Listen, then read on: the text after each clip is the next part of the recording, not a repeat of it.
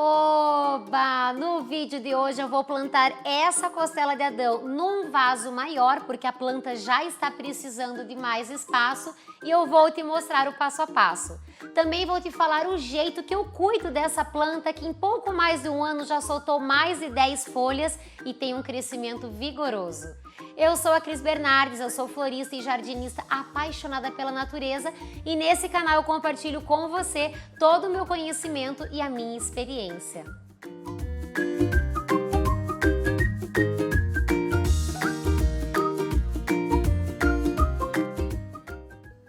Eu vou começar te contando que quando eu comprei essa planta, ela era uma muda relativamente nova, ela tinha 3 ou 4 folhas e ela veio plantada naqueles sacos de plantio. Logo que eu recebi a planta, eu plantei nesse vaso que ela está até hoje, quase 2 anos, e agora sim chegou a hora de passá-la para um vaso maior. Quando eu fiz o plantio, eu gravei um vídeo aqui para o canal falando sobre todos os cuidados da costela de Adão. Então a ideia do vídeo de hoje é mostrar o passo a passo do replantio e também mostrar para vocês como ela se desenvolveu, dar uma atualização de como a planta está feliz com o jeitinho que eu tenho cultivado ela. Se você quiser assistir o vídeo completo, eu vou deixar o link aqui fixado nos comentários para você assistir depois. Em relação à luminosidade, eu cultivo a minha costela de Adão na sombra. Ela não recebe sol direto. Ela é cultivada apenas com luminosidade abundante que chega até ela através das telhas transparentes que tem no telhado aqui da minha florestinha. Eu não mudo ela de lugar e nem coloco para tomar sol. Desde que eu fiz o plantio, ela é cultivada no mesmo cantinho, apenas recebendo luminosidade abundante. Em relação às regas, eu costumo regar a minha costela de Adão de 1 a 2 vezes por semana, variando muito conforme o clima e a temperatura aqui do espaço. Como eu tenho uma rotina de rega, eu mais ou menos sei quando é dia de regar, mas para ter certeza, eu afasto as casquinhas que estão aqui cobrindo o solo e toco para sentir a umidade. Eu só rego quando o solo começou a secar. E aí sim eu rego utilizando uma mangueira que tem um chuveirinho na ponta, rego em abundância toda a superfície até a água começar a sair pelos furos de drenagem. Eu não deixo o pratinho com água acumulada para evitar o encharcamento. Em relação ao substrato, eu vou preparar do mesmo jeitinho que eu fiz no primeiro plantio da costela de Adão. É uma mistura de terra vegetal com humus de minhoca, casquinhas de árvore e carvão triturado e um pouco de musgo esfagno. Vocês encontram esse material aqui como substrato para orquídeas epífitas, ele já vem desse jeitinho aqui. E depois que eu misturar bem, ele vai ficar um substrato soltinho, a água vai passar, o excesso vai escorrer com facilidade, porém ele não vai secar tão rapidamente, vai ficar um substrato do jeitinho que a costela de Adão gosta. Eu já vou começar o plantio, mas antes eu quero te pedir, se você estiver gostando desse vídeo, não se esqueça, clica aqui em curtir e compartilha com os amigos que assim como nós amam as plantas. E se você ainda não é inscrito no meu canal, clique em se inscrever e ativa o sininho para não perder nenhum vídeo que eu trago aqui com tanto carinho para você. Já estou com o meu material separado para iniciar o plantio e eu vou tirar minha costela de Adão de um vaso que tem aproximadamente 25 centímetros de boca por 30 de altura e eu vou passar por um vaso que tem aproximadamente 40 centímetros de boca por 40 centímetros de altura. Então um vaso com bastante espaço para ela se desenvolver. Esses dois vasos são da Vazap, eles são feitos de polipropileno utilizando materiais reciclados. Então ele é um material bem leve. Eu já fiz vários furos de drenagem no fundo do vaso para permitir a drenagem da água. O substrato eu vou misturar aqui as casquinhas com o carvão, com o musgo na terra, mas eu também vou acrescentar um adubo de plantio. Esse adubo a gente pode misturar no momento de preparar o substrato. A dosagem é sempre a recomendada no rótulo do fabricante.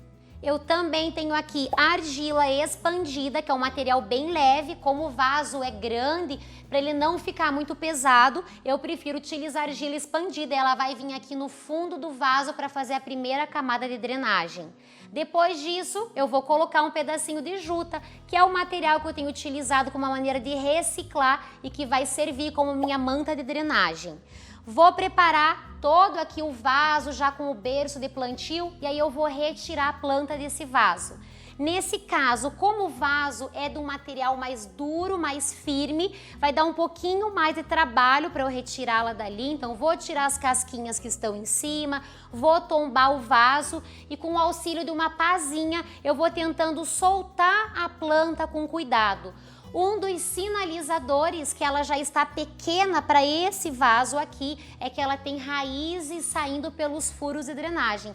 Então, com cuidado, eu vou retirando a planta, evitando machucar as raízes. E aí, posiciono aqui no meu vaso e vou preencher com mais substrato até que ela fique bem firme no vaso. E para finalizar, vou colocar a casquinha de árvore, que além de ficar bonita, ela também ajuda a proteger um pouco o solo e ele não secar tão rapidamente.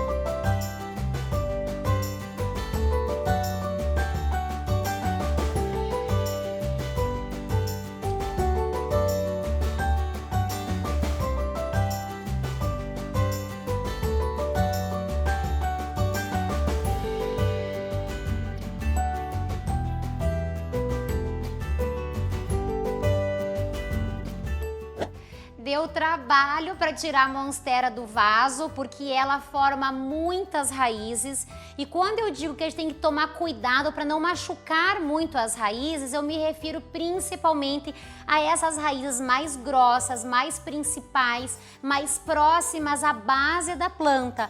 Claro que raízes vão ser retiradas e a gente não vai conseguir aproveitar e não tem problema. A gente tem que tentar preservar principalmente essas raízes mais principais. A costela de Adão também solta raízes bem compridas que ficam até para fora do vaso, umas raízes aéreas, e eu não costumo retirá-las. Se durante esse manuseio alguma quebrar, estourar, também não tem problema, mas eu não costumo fazer a poda dessas raízes. E agora eu quero mostrar que de um vaso eu consegui dividir, eu tenho 3 mudas aqui através da divisão de toceira. Então a planta vai criando mudas laterais à planta mãe e se eu quisesse nesse momento eu poderia plantá-las em vasos separados. Como eu quero um vaso bem cheio e esse vaso tem espaço, eu vou plantar as 3 mudas juntas.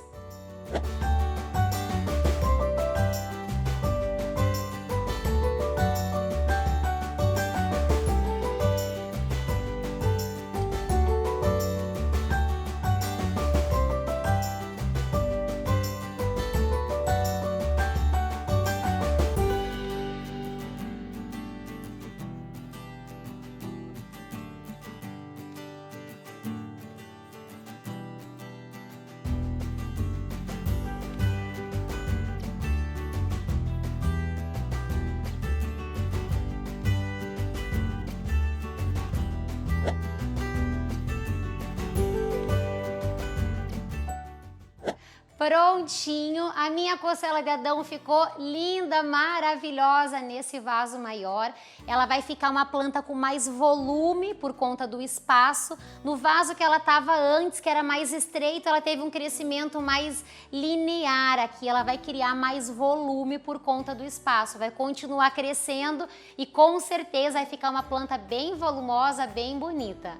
Em relação à adubação, eu vou esperar 1 mês para iniciar a adubação, porque hoje eu já utilizei esse adubo aqui específico para o plantio. Passado esse período, eu vou voltar com as adubações normais. Durante todo esse tempo de cultivo da minha costela de Adão, eu fiz adubação com o bocashi E com a torta de Nim, que é um adubo novo para mim, ela é resultado da prensagem das sementes que eles usam para fazer o óleo de Nim, que é um inseticida orgânico. Esse material que sobra, eles fazem esse adubo e ele também é riquíssimo em nitrogênio e além de fertilizar a planta, ele melhora a condição do solo. Quando eu utilizo o bokashi, eu não utilizo a torta de Nim, eu vou intercalando o uso, mas eu faço normalmente a aplicação uma vez por mês ou uma vez a cada 45 dias no máximo.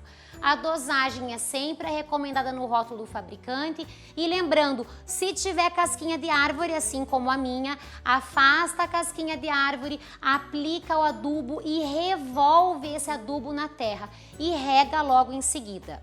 Um outro tipo de adubo que a gente pode utilizar também é um adubo foliar. Ela é uma planta que tem bastante área para a gente aplicar esses adubos que são borrifados nas folhas da planta.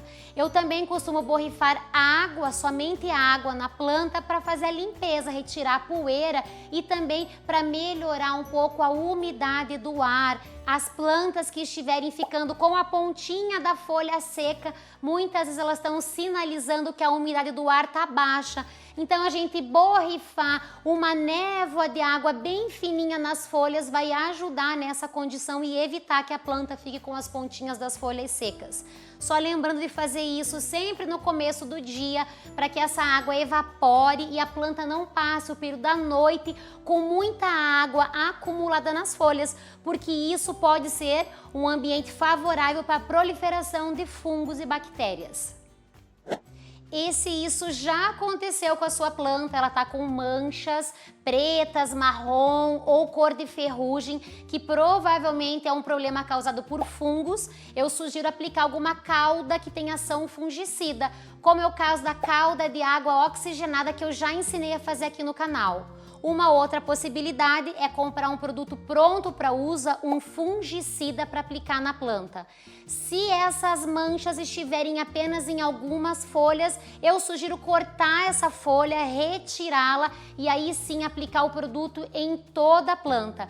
Precisa fazer a reaplicação com intervalo de 6 a 7 dias, nunca essa planta estiver recebendo sol e seguir as recomendações sempre do rótulo do fabricante.